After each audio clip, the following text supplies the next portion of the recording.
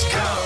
Already the show goes on all night till the morning. First I'm gonna say, don't forget to like, subscribe, and watch the rest of the video. But how this platform became irrelevant? Not gonna lie, I ain't gonna lie. WorldStar back in the day, that was a generational platform. Not even like, not so like, I ain't never went on a website WorldStar, but bro, you had people in fight videos yelling WorldStar. You had music videos WorldStar. Some still to this day, some music videos come out WorldStar and they still be hard. I forgot what was like a major video that I seen on WorldStar, but it was definitely one. It was definitely one. I probably got to go through their catalog, but I remember when they was in a prime. Rappers want to be on it, so do aspiring video vixens. Sometimes they make news. Always the WorldstarHipHop website is a must-see for hundreds of thousands of viewers every day. That's what I'm saying. No. WorldStar, Ball is Life, back in the day, bro, prime websites, bro, or prime channels. WorldStar and Ball is Life. I don't know what Ball is Life doing right now. I think they still like going to high school games and stuff. But bro, when Ball is Life first came out, bro, nigga, on God, listen. It's so many people I thought was like cold. Like I think Ball is Life mixtape. I would have sworn like they bound to go to the league. You bound to go to the league. I remember when I seen Zion for the first time. I think he was on WorldStar. I don't know. It might not have been a video where he went on that he was on WorldStar. But bro, I seen him. He like 6'5" in like I think the 7th, 8th grade dunking. Like dang, bro. That like Zion in middle school, high school generation. And then you had the famous video of the white kid trying to guard him, bro. Then you had the Ball brothers going crazy. Come on, bro. That time was niggas was eating during that time. Plus it was like 2016, right? It was like 2016, so you already know. Yeah, the Ball brothers had the big three over there. Crazy. Butter. There really is a tale of two WorldStars. To one generation, WorldStar was a website that we could see some of the most controversial content on the internet. The punch scene at the beginning of this video is disturbing to watch, and it only gets worse. To another generation, they likely remember WorldStar as a place to see the newest music premieres. I don't know when I'm a flip nigga. Give me some codeine and sip nigga. Bad bitch, yeah, watch you do coke. I want the money, that's why I need more.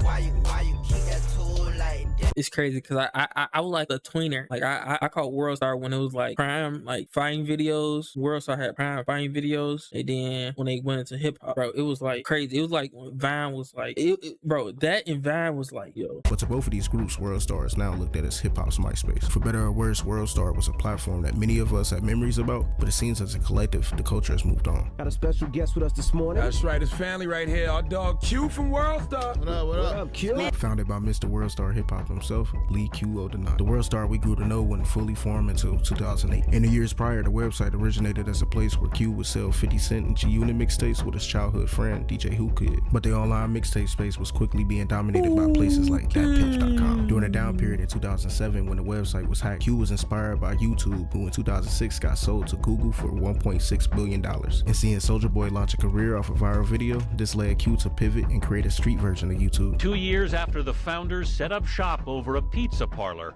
they're headed for $1 billion payday. You know, seeing the space with YouTube, you know what I mean, the success of YouTube back then when they got signed with Google, and I noticed that everything's gonna be going towards videos, you know what I'm saying, because I was one of the first cats to do a mixtape sites in 01, and then I was like, yo, this, you know, it's too saturated right now, let me go ahead and think of the next curves. Unlike other hip hop sites at that time. Also, the My Mixtapes era, I think that's what it was. My Mixtape, I remember that.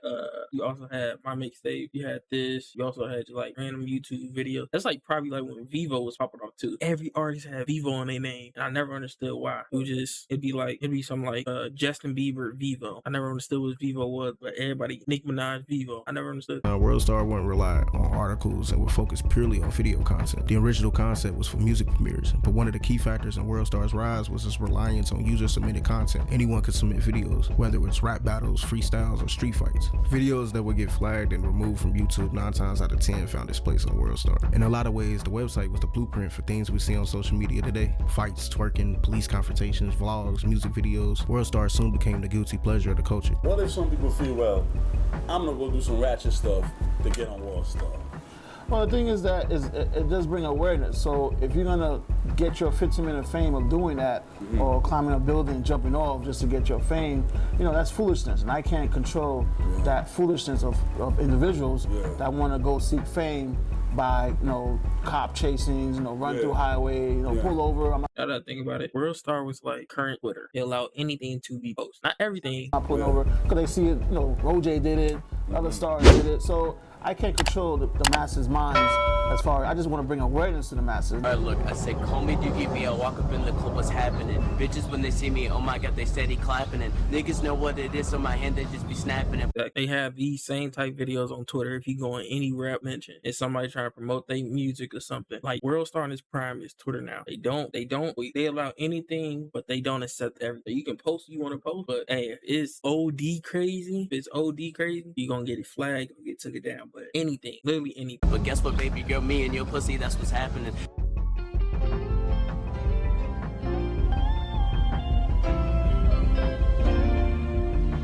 As the site grew, Q doubled down on giving the audience what they wanted, which was more salacious content. But this built an opposing side of people, labeling WorldStar as bad for hip-hop and exploitative to black culture. Q often argued that he was no different from a street rapper, holding a mirror up to society and showing what's really going on. Political pundit Bill O'Reilly started to target WorldStarHipHop in 2008 after videos of kids threatening former presidents. These videos were removed from YouTube, but of course it remained on WorldStar. Bill O'Reilly criticized the website for promoting violence and exploiting the incident for entertainment purposes. He called for a boycott of companies that advertised on WorldStar. Originally showed up on YouTube and was banned, and it showed up on this WorldstarHipHop site, and it's about 8 minutes of this kid ranting. It's really disgusting. It's really frightening. It's child abuse. It's crime. This is a crime.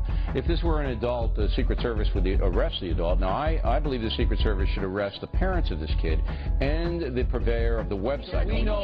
We know who. Wait.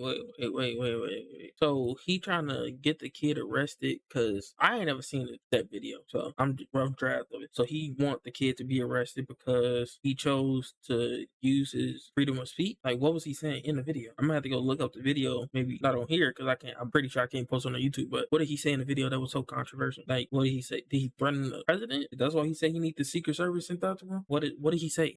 put this on there? This guy. Crazy part about it, these be the same people trying to say that freedom of speech is the most necessary thing in America. Crazy. Q, right? We know that. Yeah, he's the guy who's in charge of the site, and so the FBI should be interviewing this guy. Controversy led to more eyes on the site. By 2009, WorldStar was getting up to 4 to 6 million views per day, and the slogan WorldStar started to grow.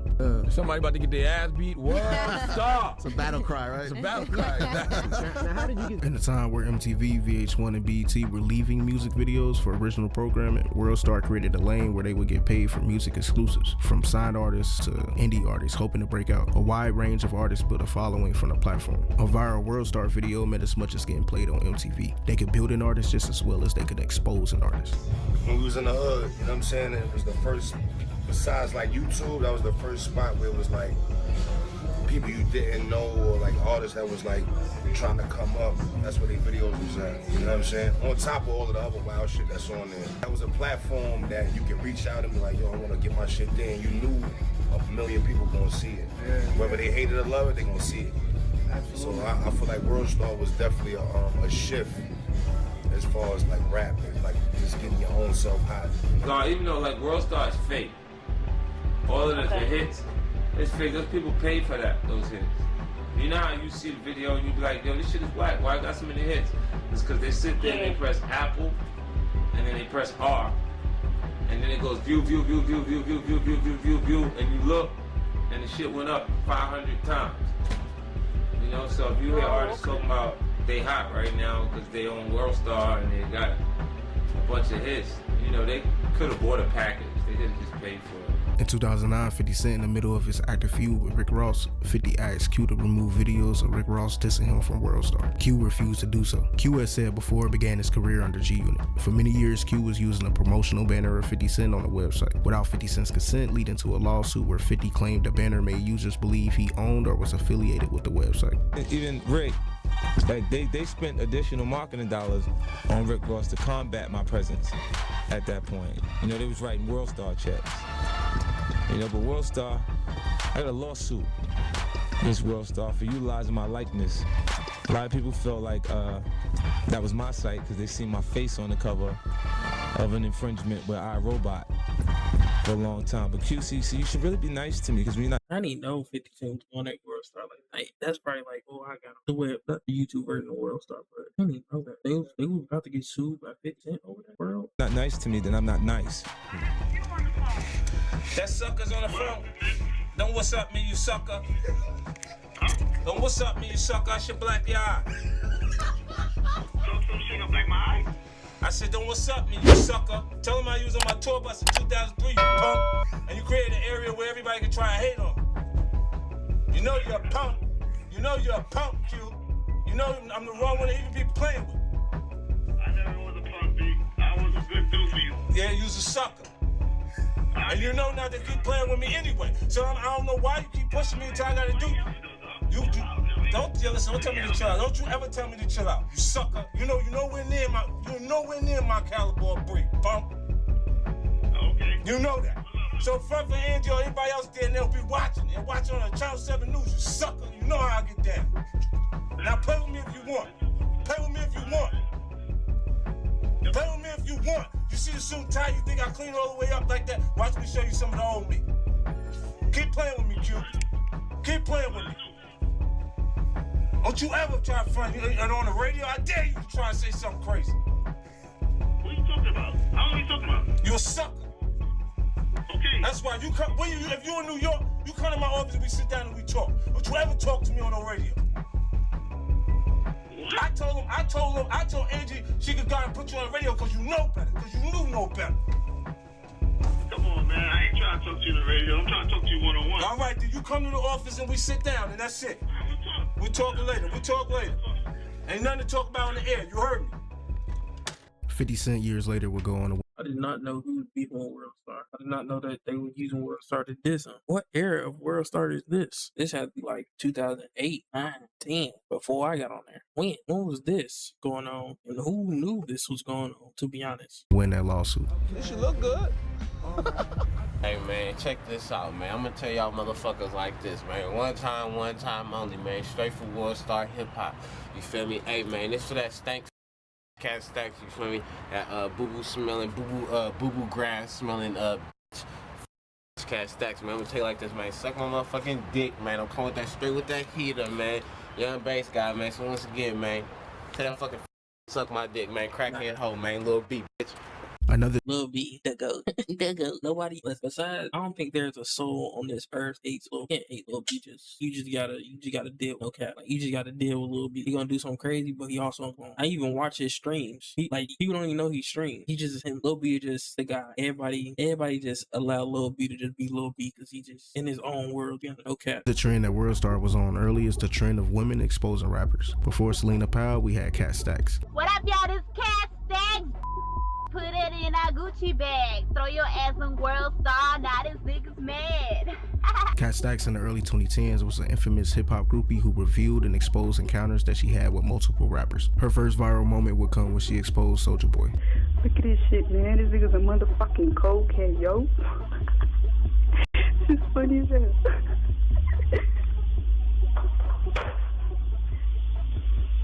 Don't joke the salt, motherfucker.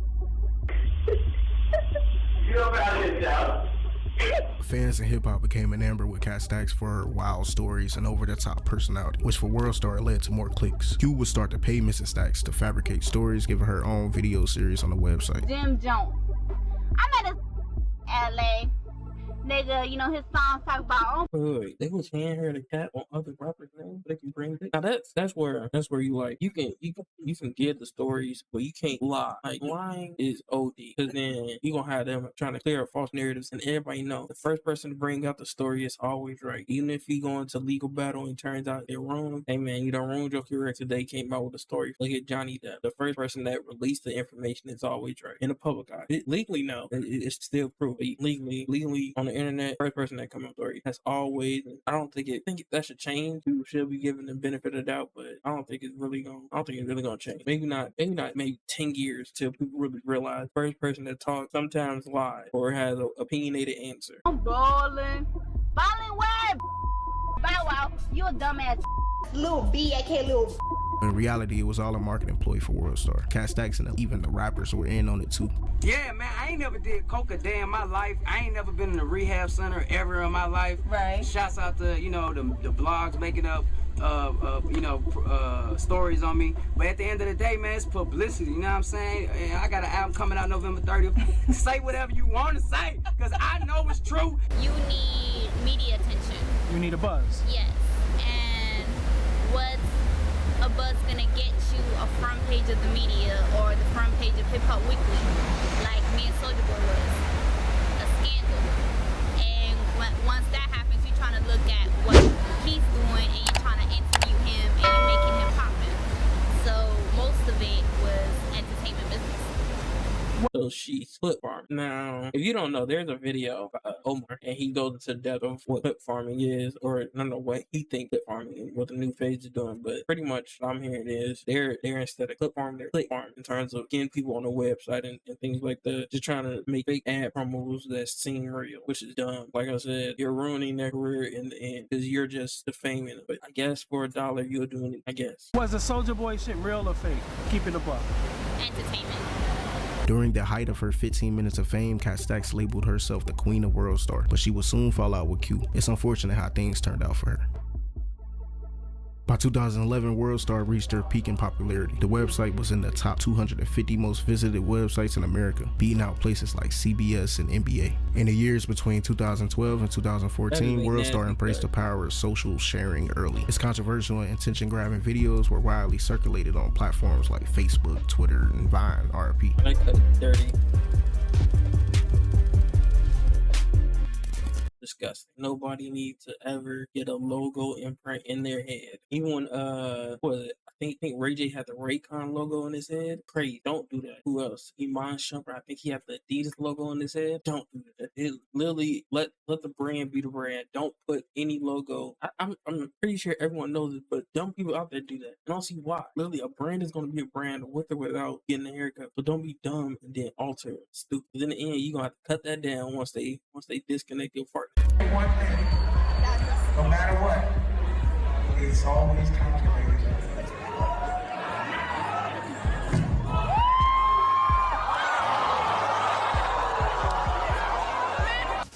But the more these social media platforms started to incorporate videos into their apps, it gave WorldsStar more competition. Content that used to exclusively be on WorldsStar would start to be on social media more, and the convenience of social media started to kill off the site's traction, alongside critics accusing the website of promoting violence, misogyny, and negative stereotypes. I think your website ain't shit. I think your website ain't shit. Straight up and down. It ain't shit about your website that's hip-hop. I think hip-hop is in the state it is now because of your website. I'm from Chicago. I don't even listen to the motherfuckers from Chicago and new school chats. Because of your website, you got a lot of motherfuckers like that coming out. And you just exploit violence. You know, I'm from Chicago. I hate to see the shit that comes up on the news. I hate hearing about people I love getting killed. And that's all you do is exploit violence. Ain't shit good that come out your fucking website. By 2015, the site failed 300 spots. Hey, if you look at it like, I'm pretty sure how they were looking at it like with WorldsStar, all publicity is good publicity, which is a whole different conversation. But if you look at it like that, then yeah, you have to put in policies where you have to clean it up because everything just can't be posted. But if you look at it like all publicity is good publicity, and as long as you get your money, you cool. I guess you have no questions morally, just do it. But it's still terrible to do. It's still, in the end, you doing wrong because you putting out the bad in the community. So hey, it's a toss up. It depends on where you are on that scale. From being in the top 250, Q was looking to get away from the shock value content and incorporate more of a balance. Why not create original documentary to show people that, you know, yes, we can also go to these neighborhoods and capture the story, like our Field documentary in Miami, which we're releasing August 18th. Around 2016, through their YouTube, WorldsStar started to have a slight resurgence, posting music exclusives. The WorldsStar logo being on a thumbnail for a video helped cement artists. It did a lot to break SoundCloud artists Cardi B before she blew up, and 6ix9ine early videos used to go crazy on the channel. WorldsStar struck a deal with MTV too for a show named WorldsStar TV. All right, everybody, welcome to WorldsStar TV, the only show that still owes Sally Mae a couple dollars. Now look. A month before the premiere of WorldsStar TV, Q would tragically pass away on January 23rd, 2017. Very sad news breaking on TMZ right now.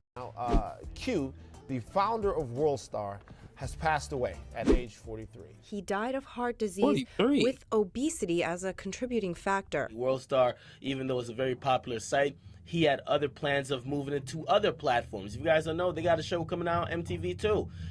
He was trying to link up with investors to make it bigger than what it was. And the sudden death of Q left a leadership void within WorldStar. Without his vision and guidance, the platform started to lose true direction. WorldStar TV only lasted one. That's what I'm saying. I ain't never heard of WorldStar TV. The most I did was on YouTube. I ain't never went on the WorldStar.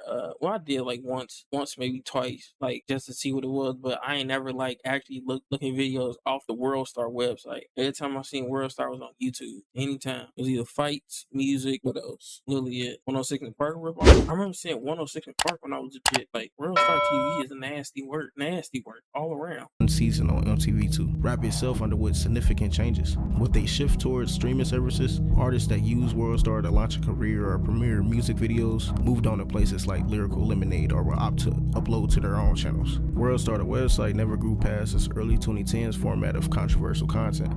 Their social media pages today are just essentially meme pages that promotes OnlyFans as much as they promote music. Today, WorldStar is owned by a company named Media Lab, where they have a handful of dying legacy platforms, including DatPiff and Genius. This current ownership and Q's time as the owner is leaving an obvious gap from its roots. So, are you on the side of people? That's what I mean, bro. Once the leadership get removed from something, and you just have investors come in and take over, you can't build a culture after that. Like you can't build a culture after that. The WorldStar, when it was like popping.